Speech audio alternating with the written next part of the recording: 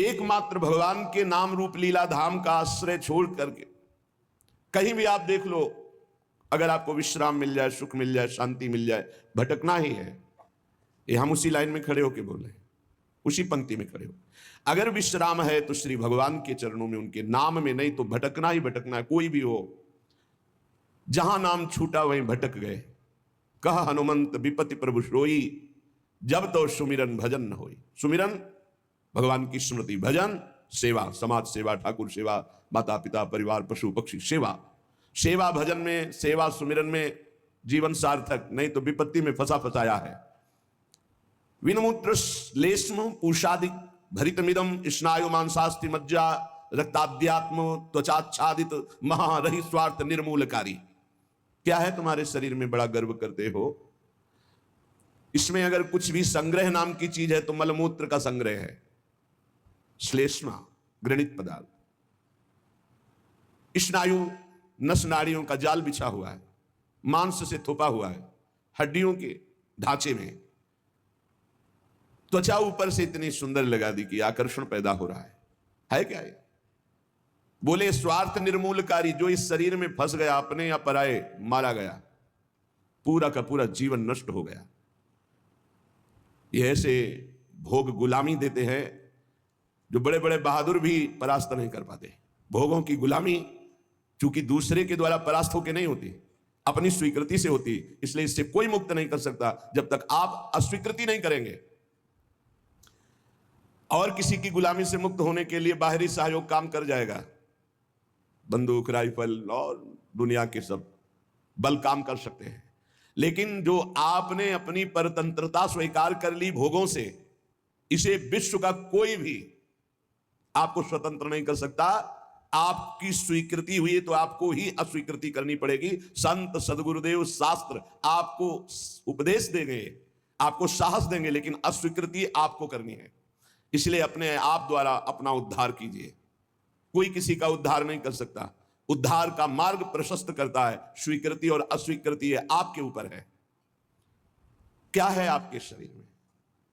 जब तक शरीर में राग है तब तक भजन में तन्मयता नहीं। जब तक भजन में तन्मयता नहीं तो हृदय के नेत्र नहीं खुलेंगे, तब तक आपको भगवत साक्षात्कार नहीं होगा। मूल बाधक शरीर भाव है। तो कह रहे हैं इसमें है क्या?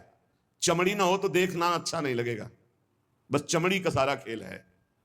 ये चमड़ी जितनी चिकनी दिखाई दे रही है उतने फंस रहा है जीव। नहीं है क्या? वीणमूत्र श्लेष्म पूषादिक भरितमिदम, इसमें क्या भरा हुआ है?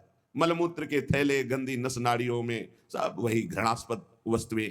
स्नायु मांसास्ति मज्जा रक्ताद्यात्म त्वचाच्छादित महा, चमड़े से ढका हुआ है, अंदर मांस है, रक्त है, मज्जा है, अस्थि है। स्वार्थ निर्मूलकारी, जो इस शरीर से प्यार करता है, ममता करता है, उसका परम स्वार्थ नष्ट हो जाता है। परम स्वार्थ शरीर संसार से वैराग्य होकर भगवान में अनुराग होना, प्रीति होना। एक ब्रह्माद्यतार्यम युवती मतम स्वीय सम्मोह जालम त्यक्त्वा दूरेण वृंदावन मति परम स्वार्थ मध्याश्रयंतु। ब्रह्मादिकों के लिए भी अजेय ये काम भाव इसी शरीर भाव से प्रकट होता है। मैं स्त्री हूं, मैं पुरुष हूं। ये सम्मोह जाल में फंसाकर पूरा जीवन नष्ट कर देता है। इसलिए शरीर राग मिटाना ही साधना है। तुम शरीर नहीं हो। त्यक्त्वा दूरेण, शरीर राग को जो दूर से ही त्याग दिया, वो वृंदावन के मध्य में रास विलास प्रयाण कुंज निकुंजों में जो प्रिया प्रीतम है, इनका साक्षात्कार कर पाता है। शरीर राग। इसीलिए हमें सबसे पहले आज्ञा पालन करने का स्वभाव बनाना चाहिए। जो आज्ञा हुई वैसा। बहुत बुरा फंसाव है, अहम आज्ञा पालन करने नहीं देता। और अगर आज्ञा पालन हो तो अहम नहीं रह सकता, पर अहम आज्ञा पालन नहीं करने, अपने को बुद्धिमान, अपने को निर्णायक समझकर वो फंसता चला जाता है। यहां तक अहम इतना बढ़ जाता है कि गुरुजनों के वचनों में भी दोष और गुरुजनों से भी द्वेष वृत्ति प्रकट हो जाती है, जो महान हानिकारक, स्वार्थ परमार्थ दोनों को विध्वंस करने वाली है। सर्वात्मार्थोरु विघ्नम कलय यदि मनो योषिताम भाव निघ्नम। यदि तुम थोड़ा भी बुद्धि रखते हो तो सर्वनाश करने वाले इस काम से अपने आप को बचा लो। कुछ नहीं भाई, कुछ नहीं। आप जो गृहस्थ हैं, जो संसार में भोग रहे हैं, वो देख लो कौन सी आपको ऐसी निधि मिल गई आज तक कि आप हाथ उठा कह सकते हो अब कृत कृत्य भयऊ मैं, अब कछुनाथ न चाहिए मोरे। ऐसा नहीं बोल सकते। जिनको भोगने को नहीं मिला है वो अंदर से सोचते हैं कि संसार में अगर त्रिभुवन में कोई सुख है तो काम सुख है। अंदर से ये मन से मन मिला के बात कर रहे हैं। जो भोग लिए हैं वो और भोगने की इच्छा और दूसरों से भोगने की इच्छा। जो नहीं भोगे हैं वो पछता रहे। अंत तो गत्वा काम सर्वनाश कर देता है, सर्वनाश। बस इसमें रोकर भगवान को पुकारने के सिवा कोई उपाय नहीं। आप गला काट के रख दो, काम कभी आपको माफ करने वाला नहीं, कभी मुक्त करने वाला नहीं। आप रो के हाथ जोड़ो तो भी वो बहुत दुष्ट महापापी महासनो, भगवान के वचन है। महापापी महासनो, बिल्कुल दयालु नहीं। बहुत विषय चुगा जिन चुगे मन चुगत कछुक सुख होए, फिर फांसी ऐसी लगे।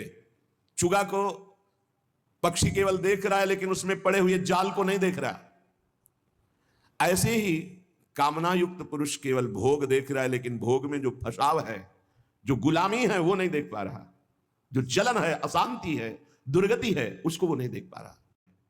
सर्वात्मार्थो विघ्नम कलय यदि मनो योषिताम भाव निघ्नम निघ्न दुष्टेन्द्रियाणी प्रसव मुद।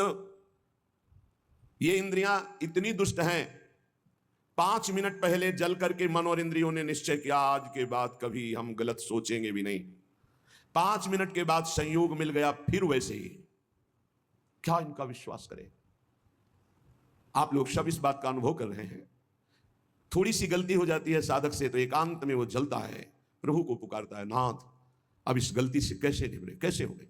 ऐसा पश्चाताप मन और हृदय में होता है कि शायद अब जिंदगी में गलती नहीं होगी। लेकिन हम घंटे 2 घंटे की बात नहीं कहते, 5 मिनट की बात कहते हैं। 5 मिनट के बाद ही कुसंग हुआ और फिर उत्साहित होकर मन उसी कार्य में लग गया। ऐसे घृणित दुष्ट मन और इंद्रियों पर कभी विश्वास न करें। मैं विषयों के संग से हारूंगा नहीं, ऐसा कोई बहादुरी न दिखावे। काजर की कोठरी में कैसो भी सयान हो जाए, दाग लागी है पै लागी है पै लागी है। कैसो भी सयान हो जाए, दाग लागी है पै लागी है पै लागी है। निघ्न दुष्टेन्द्रियाणि प्रसव मुदय भांच युध्यता मर्ष दंडई। क्या कह रहे हैं श्रीपाद, बहुत ध्यान से सुनिए। बहुत हो गया दुलार करते हुए, अब अमरस में भर जाओ और इन दुष्ट इंद्रिय और पापी मन को दंड दो। ये ऐसे नहीं मानेंगे कि बार बार कसम खा लो, प्रार्थना कर लो, इनको दुलार कर लो, ये मान जाए। नहीं, दंड देना पड़ेगा। क्या दंड देना पड़ेगा? कहां है मन जिसको मारे? क्या दंड दे इंद्रिय और मन को? उपवास, मौन, एकांत सेवन, भारी दंड है। उपवास, मौन, एकांत सेवन, ये इंद्रिय मन के लिए भारी दंड है। अपने आप ठीक होना शुरू हो जाएंगे और जबरदस्ती नाम जप करवा। एक जिद्दी स्वभाव साधक का होना चाहिए, होता है। आप देखिए, एक तार एक मंत्र को जपना शुरू कीजिए, एक नाम को एक तार शुरू कीजिए, केवल 10 मिनट जांच कीजिए। 10 मिनट, हजारों जगह जा चुका होगा। 10 मिनट में हजारों जगह भागेगा। इस पर गुस्सा नहीं आती, अमर्ष नहीं आता, अमर्ष असहनशीलता नहीं, भागने देंगे। बार बार इसके साथ लड़ाई लड़ो, क्षमा मत करो। दूसरों की छोटी सी गलती भी तुम क्षमा नहीं करते हो, अपनी पहाड़ के पहाड़ पाप को क्षमा कर रहे हो। ये बहुत बड़ी हानि है। अपनी छोटी सी भी गलती क्षमा नहीं होनी चाहिए, और दूसरे के पहाड़ जैसे पाप को भी क्षमा करने की सामर्थ्य रखे, उसे कहते हैं भगवत मार्ग का उपासक। उमा संत कही यही बड़ाई, मंद करत जो करे भलाई। वो मंद कर रहा है, वो उसका भला। हमारी उल्टी चाल है, हम दूसरों के छिद्र राई जैसे दोष को पहाड़ जैसा देखते हैं और क्षमा नहीं करते, और अपने पहाड़ जैसे दोष को राई के समान भी नहीं मानते और क्षमा कर देते हैं। ये बहुत बड़ी हानि का विषय है। साधक का ऐसा नहीं होता है। कैसे तुम्हें बताए, साधक का हृदय आग लग जाती है अगर कोई त्रुटि होती है। बस अंदर ये होता है कि प्रिया जो हम इंतजार कर रहे हैं आपकी कृपा कटाक्ष का, जिस दिन आपका कृपा कटाक्ष हुआ उसी दिन रौंद के फेंक देंगे इन दुष्ट भावों को, जो काम है, क्रोध है, लोभ है, मोह है। मैं तो नहीं जीत सकता, पर इंतजार कर रहा हूं मालिक आपके इशारे का। जिस दिन आपका इशारा, आपका बल प्राप्त हो गया, इन दुष्टों को जो जन्म जन्मांतरों से घृणित कार्यों में मुझे परास्त करते चले आए हैं, इनका सर्वनाश कर दूंगा। इनका बीज भी नहीं रहने दूंगा, इनकी जड़ भी नहीं रहने दूंगा, वासना की जड़ उखाड़ दूंगा। उपासक अंदर ही अंदर अमर्ष कह रहे, देखो, निघ्न दुष्टेन्द्रियाणि प्रसव मुदय भांच युध्यता अमर्ष दंडई। जैसे कोई बलवान आदमी किसी महाबलवान के चक्कर में फंसकर दब गया हो, अब अंदर अंदर वो अमर्ष से भर रहा है कि एक बार मैं छूट पाऊं कि बस फिर इसका सर्वनाश कर दूंगा। ऐसे ही साधक दांती पीस कर, हाथ मसल कर बस सोचता है, एक बार केवल चांस दे दो प्रभु, एक बार फिर इन काम, क्रोध, लोभ, मोह, मत के जड़ को उखाड़ के फेंकूंगा। अभी तक पता था कि मैं काम विजयी हूं, लेकिन जड़ नहीं काट पाया तो ये नए किनगे छोड़ दिए। आपकी किनगे नहीं काटेंगे, आपकी जड़ उखाड़ करके फेंकेंगे। ये उपासक की वृत्ति, अमरस युद्धता, ऐसा अमरस में भरकर उद्योग करो, नष्ट कर दो इन विकारों को, क्योंकि बिना विकार नष्ट हुए देह भाव नहीं जाएगा, बिना देह भाव गए परमात्मा प्राप्ति नहीं होती। तद्रूपं चैव भूषादिकम अपि नितराम दूर दूरेण कुर्वन्। शरीर का श्रृंगार करना बंद करो यदि काम विजयी होना है तो, और शरीर के श्रृंगार को देखो मती।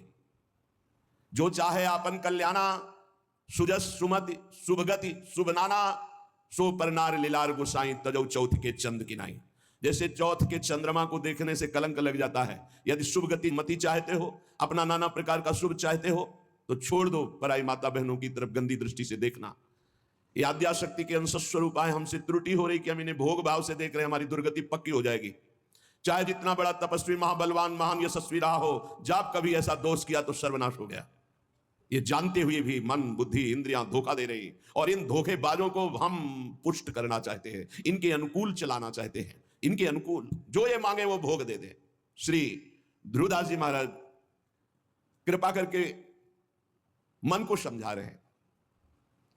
मन बहुत उड़ान भर ली भोगों में, अब नहीं, अब तुझे उड़ने नहीं देंगे। मन के पंख क्या है जहां उड़ के जाता है? पकड़ा है कभी ये किस पंखों से उड़ता है? कामना और तृष्णा, यही इसके पंख हैं। इसके पंख काट दो। काम कामना वासना मनते करियति दूर। निरंतर भजन में डूबे रहो।